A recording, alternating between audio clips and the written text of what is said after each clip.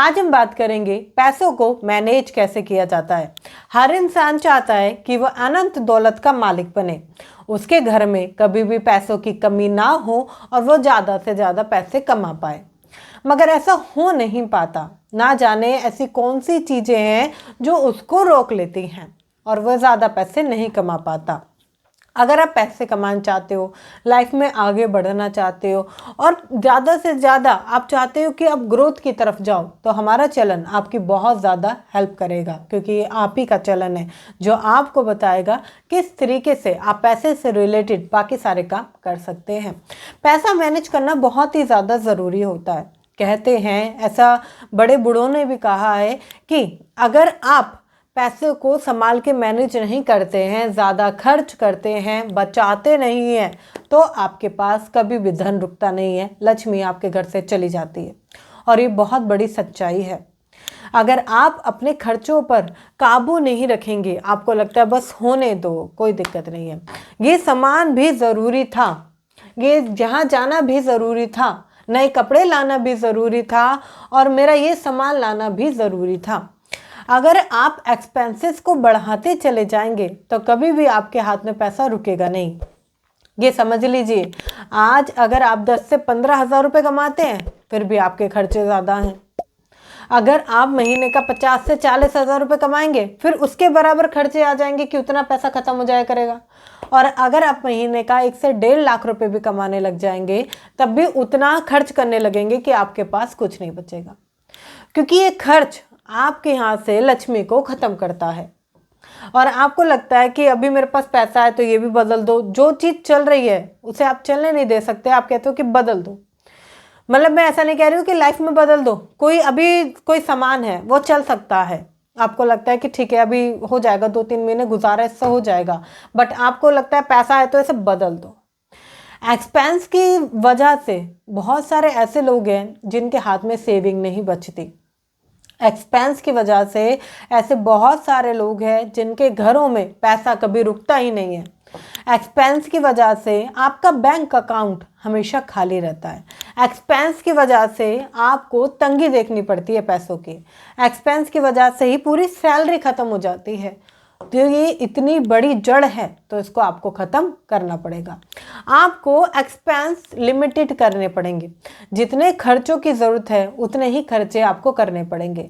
जितना हो सके उतना खर्चों में आपको कटौती करना है।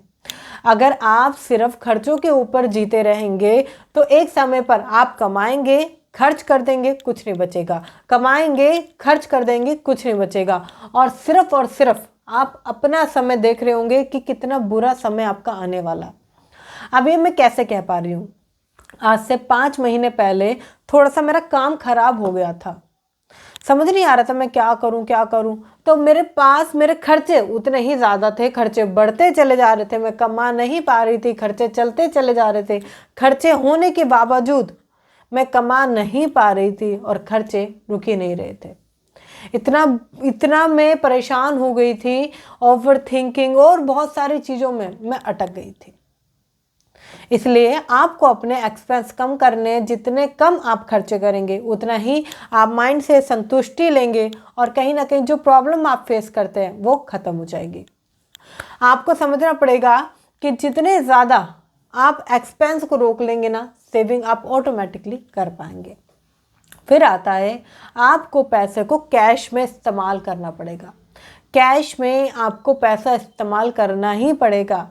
ये जितने भी गूगल पे, फ़ोन पे, पेटीएम या ऑनलाइन सर्विस के जितने भी ऐप्स बना दिए गए हैं, ये बहुत ही ख़तरनाक हैं। ये आपके पैसे ख़त्म कर रहे हैं, क्योंकि आपको लगता है कि बस छोटी सी चीज़ ही तो है, इसे भी लेकर चलते हैं, ये भी ले लेते हैं, वो भी ले लेते हैं, पैसे कम है तो ट्रांजैक्शन कर देते हैं, पेटीएम करो। ये सारी चीज़ों से आपको बचना पड़ेगा। अगर आप कैश इस्तेमाल करते हैं तो आपको पता चलेगा आप 100 रुपये निकले हैं घर से लेकर। जैसे कि मेरे बचपन की एक छोटी सी स्टोरी आपके साथ शेयर करती हूँ। जब मम्मी या पापा सामान खरीदने के लिए कुछ पैसे दिया करते थे, 50 रुपये हो गए, 100 रुपये हो गए, तो मेरे पास वो 50 या 100 रुपये ही होते थे और उसमें मुझे सब्जी भी लेकर आनी है, जो उन्हें सामान बोला है वो लेकर आना है। मैं एक्स्ट्रा उसमें से खर्च नहीं कर सकती, चाहे फिर मुझे 10 रुपये की चॉकलेट क्यों ना लेनी हो। उतने ही पैसे लेकर गई हूँ, उतने ही खर्च करने के लिए मिले हैं, और हो सकता है कि उसमें से मुझे 10 रुपये वापस भी ला कर देने उन्हें। उतना ही पैसा मुझे लिमिटेड मिला है। मगर आज के दौर में अगर लोग 100 रुपये का सामान लेने गए हैं तो खर्च करके आते हैं 1000 रुपये। मॉल का मैं आपको बताती हूँ, एक समय की बात है, मॉल में गई थी और मॉल में मुझे छोटा सा सामान लेना था, 200-300 रुपये का लेना था। ज़्यादा घर में मुझे लगा कि उस समय बस 200-300 का सामान लाना ठीक रहेगा, मैं गई। बट एक गलती हो गई मुझसे, मैंने वहाँ पर UPI ट्रांजैक्शन करी, जिसकी वजह से मुझे लगा कि मुझे ये भी सामान लेना ज़रूरी है, मैं आई हूँ तो ये भी लेती चलूँ, वो भी लेती चलूँ। और जहाँ मैं 200-300 रुपये का सामान खरीद सकती थी, वहाँ पर 2500 रुपये तक मेरे खर्च हो चुके थे। ये किस लिए हुआ? क्योंकि मैंने कैश का यूज़ नहीं किया। आज जितना ही लोग डिजिटल हो रहे हैं, उतना ही लोग अपनी बर्बादी की ओर भी जा रहे हैं।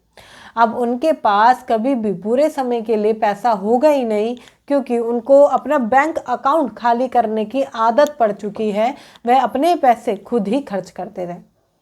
ये समझिए आपकी नज़र है अपने पैसों पर कि बस ये खर्च हो जाए, ये खर्च हो जाए, ये खर्च हो जाए, ये मेरे पास है कैसे, ये खर्च हो जाने चाहिए। अगर आप इन चीज़ों से उभरेंगे नहीं तो आपके पास कभी पैसा बचेगा भी नहीं।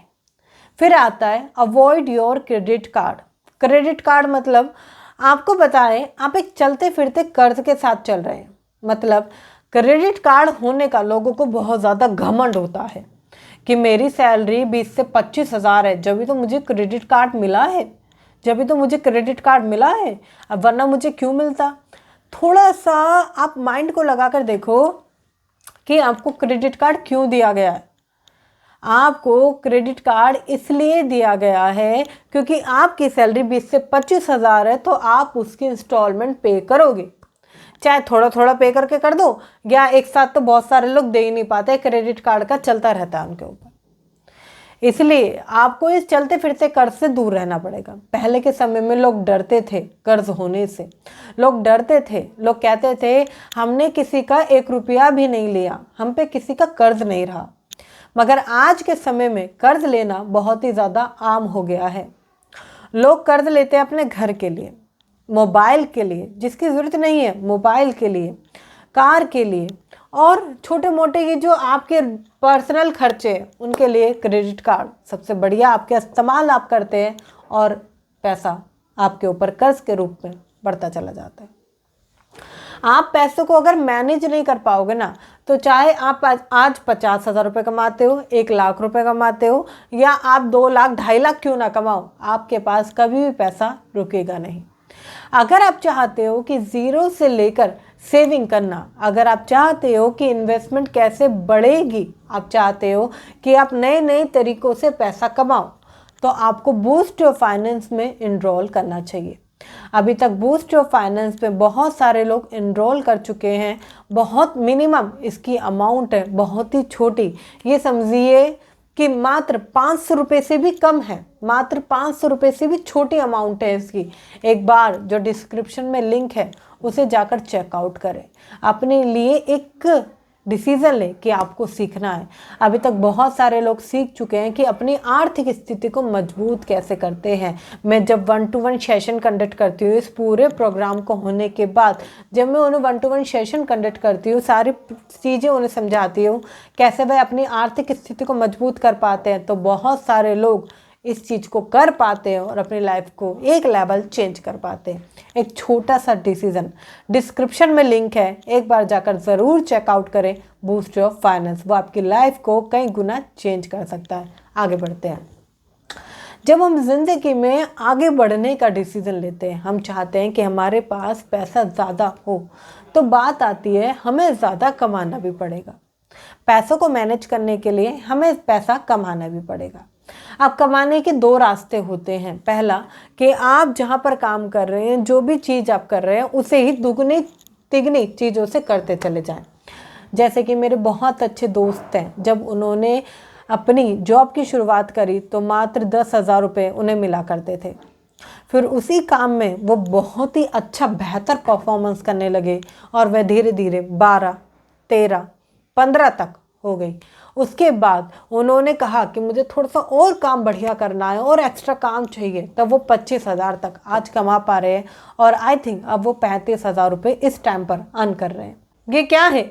एक ही काम को बार बार परफेक्टनेस के साथ करना, परफेक्ट तरीके से करना और काम में महारत हासिल करना और उसमें ग्रो कर जाना। फिर आता है दूसरा सिनेरियो। अगर आपको लगता है कि आपका एक काम बहुत बढ़िया चल रहा है, यहाँ से आपको 10 से 15,000 रुपये आ रहे हैं, तो आप दूसरा काम शुरू कर सकते हैं, मगर पहला काम ही मजबूत करना बहुत ज़रूरी है। वरना आपके पास पैसे बचेंगे तो, मगर आपको लगेगा कि और भी चीज़ें करनी है तो आप खर्च कर दोगे। दूसरी जगह से अगर पैसा आएगा तो वो आप सेव कर लोगे। इसलिए पहले एक मजबूत करें, फिर दूसरा स्टार्ट करें। फिर आपको समझना पड़ेगा, अगर आप पैसे को नहीं रोक पाते, बहुत सारे लोग बोलते हैं कि मैं तो बहुत खर्चीला हूँ, मेरे हाथ में तो पैसे रुकते ही नहीं हैं, पता नहीं क्या है यार, शायद भगवान साथ नहीं दे रहा, ऐसा लोग बोलते हैं। आपको डार्क लॉकर क्रिएट करना पड़ेगा। What is the dark locker? Dark locker होता है एक ऐसा लॉकर जहाँ पर कि आप पैसा निकाल ना सको। अब ये कैसे बनाया जाएगा? आप एक बैंक अकाउंट खोलेंगे, ठीक है, आप उसका ATM पिन मत लीजिए, आप उसको ATM कार्ड वगैरह मत लीजिए, आप UPI वगैरह उसका मत बनाइए, उसमें सिर्फ पैसा सेव करते रहिए, उसमें सिर्फ पैसा सेव करते रहिए। जब आपको बहुत ज़्यादा ज़रूरत होगी तो आप बैंक जाकर निकालेंगे। उसमें जब आप पैसा सेव करते रहेंगे तो आप निकाल नहीं पाएंगे। UPI ट्रांजेक्शन में क्या होता है कि हमें जैसे ही लगा कोई ज़रूरत है, हमने तुरंत ट्रांजेक्शन कर दिया, बट वहाँ पर होगा आपके पास कि आप उस पैसे को इस्तेमाल नहीं कर पाओगे। ये समझिए आपके पास रखा भी है 25, 20, 50,000 रुपये और आप इस्तेमाल नहीं कर सकते। एक ऐसी तिजोरी है जो आप छू नहीं सकते। ये एक ऐसी जगह रखा हुआ है जहां आप जा नहीं सकते जल्दी से। बैंक लोग जाते नहीं हैं।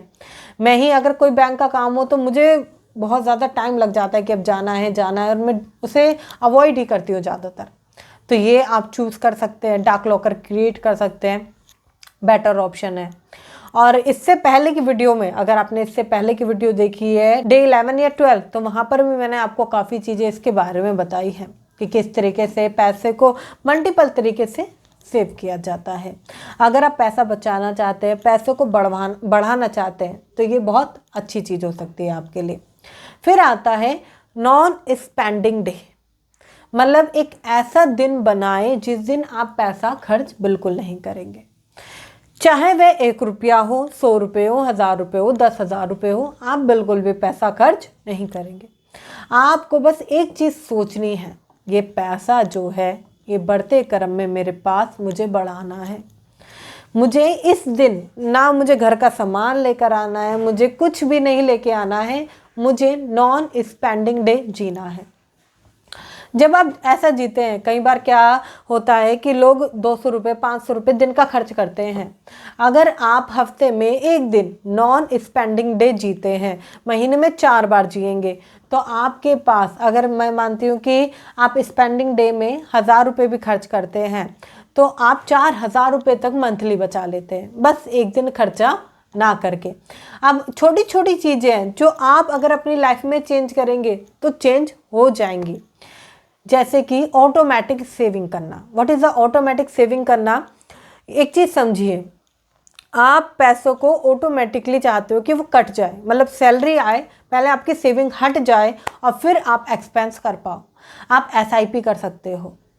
SIP एक बहुत ही बढ़िया ज़रिया है पैसों को सेव करने का। मैं आपको ये नहीं कहूँगी कि आप उसका रिटर्न देखो, उसका टेन्योर देखो, उसकी ग्रोथ देखो, बट हाँ, जब भी SIP करो तो अच्छी कंपनी के साथ करो, अच्छा सब कुछ देखो ज़रूर, मगर एक आस मत लगाओ कि आप 12%, 15%, ये सोचो आप सेविंग कर रहे हो। आप अगर 1000 रुपये की सेविंग करते हो SIP में मंथली, तो सालाना 12,000 रुपये तक बचाते हो। ऐसे नहीं बचा पाते, मगर ऑटोमेटिकली अगर आप उसमें ऑटो पे रखेंगे तो वो ऑटोमेटिकली कट जाएगी। आप 3000 रुपये की रखेंगे तो सालाना लगभग 36,000 रुपये तक होता है, और अगर आप 5,000 रुपये की करते हो तो सालाना 60,000 रुपये तक होता है। 10,000 रुपये की करते हो तो 60,000 होता है, और जैसे जैसे बढ़ाते चले जाओगे उतना ही बेटर है। आज जितने भी लोग हैं जो SIP कर रहे हैं, वो SIP इसलिए नहीं कर रहे कि उनका पैसा बढ़ते क्रम में 12%, 15%, 18% दिखे, नहीं, वो पैसों को बचाने के लिए सेव कर रहे हैं। कुछ लोग बोलते हैं कि पैसा बढ़ नहीं रहा तो एसआईपी निकाल दो, एसआईपी तोड़ दो। नहीं, आप ये समझिए थोड़ा बहुत पैसा सेव हो रहा है। क्या करोगे इससे? अगर पैसा वहाँ से नहीं आप रोकोगे या एसआईपी नहीं करोगे तो क्या करोगे? वो पैसा खर्च हो जाएगा। शुरुआत करें बहुत ही, ये समझिए अफोर्डेबल में शुरू हो जाता है। मात्र 500 रुपये, 1000 रुपये से एसआईपी शुरू हो जाती है। एक एसआईपी लॉन्ग टर्म के लिए डाल दीजिए, ऑटो पे लगा दीजिए। आपकी सैलरी जिस भी तारीख को आती है उसके 4 दिन बाद तक का उसमें ऑटो पे लगा दीजिए। हो सकता है सैलरी आगे पीछे हो जाए, टाइम लगता है कभी कभी, तो आप उसके 4 दिन बाद तक का ऑटो पे लगा दीजिए। और जैसे ही वो सैलरी आपके अकाउंट में आएगी, जैसे ही वो क्रेडिट होगी आपके अकाउंट में, वैसे ही आपका ऑटो पे उसमें जुड़ा होगा, तो आपके पैसे जितना आप चाहते हो वो सेविंग में अलग हो जाएंगे। फिर आपके पास बचेगा एक्सपेंस। शुरुआत करें 500 रुपये या 1000 रुपये से, क्योंकि आपकी एक छोटी सी बचत आपको बहुत आगे तक लेके जा सकती है। फिर आता है FD rule. What is the FD rule?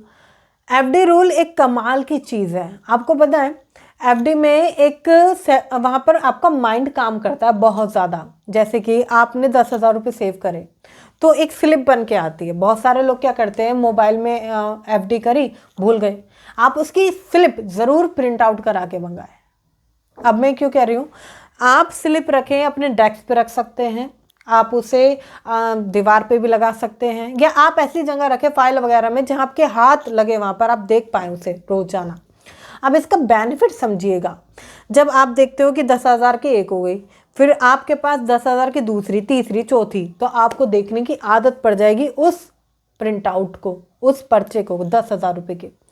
मैंने ये हैबिट को बिल्ड किया इसी तरीके से। पहले मैं एफडी नहीं किया करती थी, मगर जैसे ही मैंने एफडी करने की आदत डाली, मैं ज़्यादा बड़ी अमाउंट आपको नहीं कहूँगी, मिनिमम 10,000, 5,000 रुपये से शुरू कर सकते हैं। 10 हो गया, 5 हो गया, आप अपने अकॉर्डिंग कर सकते हैं। अब 10,000 रुपये की एफडी का एक प्रिंट आउट निकाल के लाती हूँ मैं बैंक से, ठीक है। अब एक था मेरे पास, थोड़े पैसों की तंगी चल रही थी, 3 महीने बाद मैंने दूसरा किया, फिर 1.5 महीने बाद मैंने तीसरा किया, फिर 1 महीने बाद मैंने चौथा किया, फिर अगले 15 दिनों में मैंने 5वां किया। क्यों? मुझे वो देखने की आदत डल गई थी कि 1, 2, 3, 4, 5 हो गए, मतलब कि 50,000 रुपये मेरे पास जुड़ गए। अब मैं इसी तरीके से, अभी मेरी 8,000 रुपये उस अकाउंट में पड़े हैं, मैंने 2,000 रुपये यहाँ से निकाले तो 10 हो जाएंगे। मुझे इस तरीके से माइंड में कैलकुलेशन चलने लगी कि किस तरीके से मैं अगली एफडी अपनी प्लान कर दूँ जिससे कि मेरा पैसा बढ़े। क्योंकि एफडी में आपको 7% मिलता है। तो जहां आपने सेविंग अकाउंट में अपना पैसा खराब कर रखा है, जहां आप अगर वो किसी और का इस्तेमाल, मतलब उस पैसे का इस्तेमाल कोई और कर रहा है, आप अगर बैंक में सेविंग अकाउंट ओपन करते हैं और सेविंग में पैसा रखते हैं, तो आपका बैंक उन पैसों को उठाकर किसी को लोन पर दे देता है, आपको 2 से 3% पकड़ा देता है, वहाँ पे 13-15% तक कमाता है। मैं आपसे ये नहीं कह रही हूँ कि आप इन पैसों को खुद देकर कमाओ, क्योंकि कई बार में पैसा आता नहीं है, बट इन पैसों को आप एफडी में सेव कर दो। एटलीस्ट आप 2 से 3% से उठ के आपको 7% तक मिलेगा। बहुत सारे तरीके हैं। आप आरडी कर सकते हैं। अगर आपको लगता है कि मैं एसआईपी नहीं करना चाहता, ये शेयर मार्केट है, तो आप आरडी कर सकते हैं। हर महीने 1000 रुपये की आरडी कर सकते हैं। बैंक में जाएं, बात करें आरडी कैसे होगी, वो आपको बताएंगे। हर महीने आप 1000 रुपये की रख सकते हैं, फिर आप सालाना आपके पास बैंक में ही 12,000 रुपये हो जाएंगे। आरडी में भी 6 से 7% तक का आपको इंटरेस्ट रेट मिलता है। तो ये बढ़िया तरीका हो सकता है। फिर आता है गोल्ड रखने की हैबिट डालें। गोल्ड रखने की हैबिट कैसे आप बिल्ड करेंगे? बहुत कमाल की हैबिट है। मैं आपको बताऊं, छोटी छोटी खुशियां उसके साथ अटैच कर दीजिए, प्लान कर दीजिए। आपके घर में आपकी मम्मी है, तो आप एक डिसीजन लीजिए कि मम्मी को 5,000 रुपये या 8,000 रुपये का एक छोटा सा, मुझे आप हो सकता है कोई भी ज्वेलरी प्रोडक्ट, आप अंगूठी दे सकते हैं उन्हें, या आप लॉकेट दे सकते हैं, कान की बूंदें होती हैं वो दे सकते हैं। छोटी अमाउंट से शुरुआत कर सकते हैं, ठीक है। अब क्या होगा, कुछ लोग कहते हैं कि आप जब इस तरीके के गोल्ड में जाते हैं, मैं भी कहती हूँ कि आप फिजिकल गोल्ड में जाते हैं तो वहाँ पर बहुत सारे तरीके से आपसे पैसे एक्स्ट्रा लिए जाते हैं, जीएसटी के नाम पे, और 22 कैरेट में 24 कैरेट इस वाले फ़र्क होता है। बहुत सारी चीज़ें होती हैं, मेकिंग चार्जेस होते हैं, रखने की झंझट होती है, बहुत सारी उसमें प्रॉब्लम आती है। तो आप उनके नाम पर ये समझिए आप मम्मी के नाम पर अपने ETF ले रहे हैं, ठीक है। शेयर मार्केट में ETF होता है, गोल्ड ETF। तो आप वो बहुत कम रेट में आ जाता है, 100 रुपये से ही शुरुआत हो जाती है उसकी, ठीक है। अब आपने उनके नाम पर ये सोचिए इतने ETF डाल दिए, ये भी कर सकते हैं। फिजिकल में जा सकते हैं आप, ETF कर सकते हैं, गोल्ड बॉन्ड की तरफ जा सकते हैं, SGB की तरफ जा सकते हैं। बहुत सारे तरीके हैं आज गोल्ड में पैसे को सेव करने के। और गोल्ड जितनी मार्केट में देखा गया है कि बहुत तरीके से गोल्ड बढ़ रहा है, तो ये अच्छा तरीका हो सकता है कि आप आने वाले टाइम पर गोल्ड का इस्तेमाल करें और गोल्ड को धीरे धीरे देखें कि कैसे कैसे वो बढ़ रहा है। फिर आएगा फोकस ऑन योर मनी। आपके पैसों पर आपको फोकस रखना है। मतलब देखिए, अब बहुत सारे लोग होते हैं जो पैसा बचा नहीं पाते। क्यों?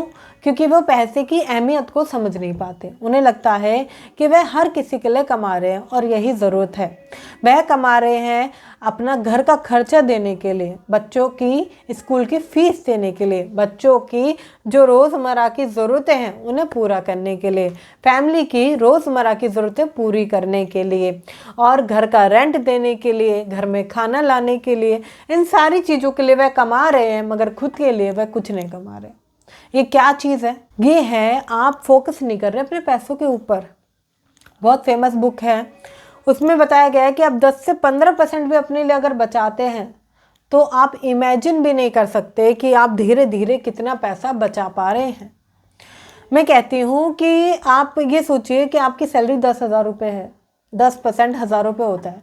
क्या मात्र 1,000 रुपये नहीं बचा सकते? पूरी सैलरी में से बचा सकते हैं। बस आपको उस पर फोकस करना है, आपको देखना है कि ये पैसा मुझे बचाना है।